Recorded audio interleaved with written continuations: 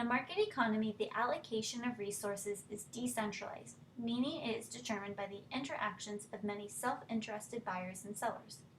Is the market's allocation of resources desirable, or would a different allocation of resources make society better off? To answer these questions, we can use total surplus as a measure of society's well-being, and we can consider whether the market's allocation is efficient. Remember, total surplus is the value to buyers minus the cost to sellers. An allocation of resources is efficient if it maximizes total surplus.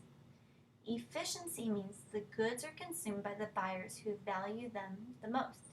The goods are produced by the producers with the lowest cost, and raising or lowering the quantity of a good would not increase total surplus. Let's evaluate market equilibrium. As shown on the diagram, equilibrium price is 30 and equilibrium quantity is 15,000. Consumer surplus is the area above price and below the demand curve.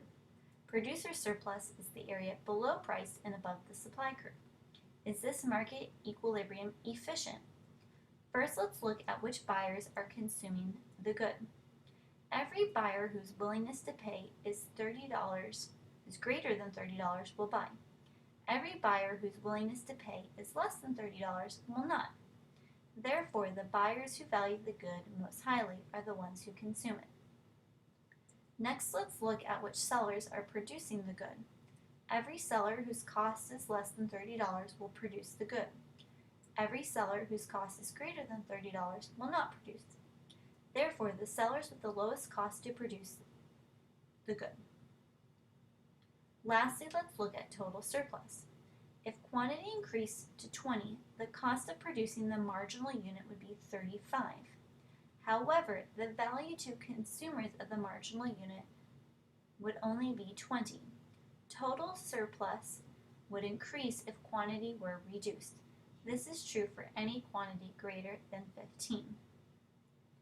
If quantity decreased to 10, the cost of producing the marginal unit would be 25. But the value to consumers of the marginal unit would be $40. Total surplus would increase if quantity were increased. This is true for any quantity less than 15. The market equilibrium quantity maximizes total surplus. At any other quantity moving toward market equilibrium can increase total surplus. In conclusion, this chapter used welfare economics to demonstrate one of the 12 principles. Markets can usually lead to efficiency. In other conditions we will study in later chapters, the market will fail to allocate resources efficiently.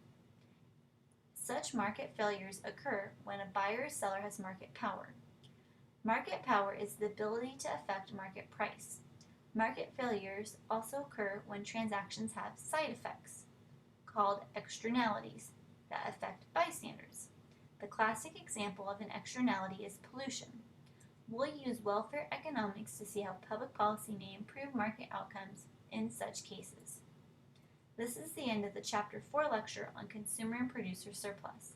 If you have any questions about the key concepts from this chapter, please email me or post a question in the Ask Professor Pikula discussion board.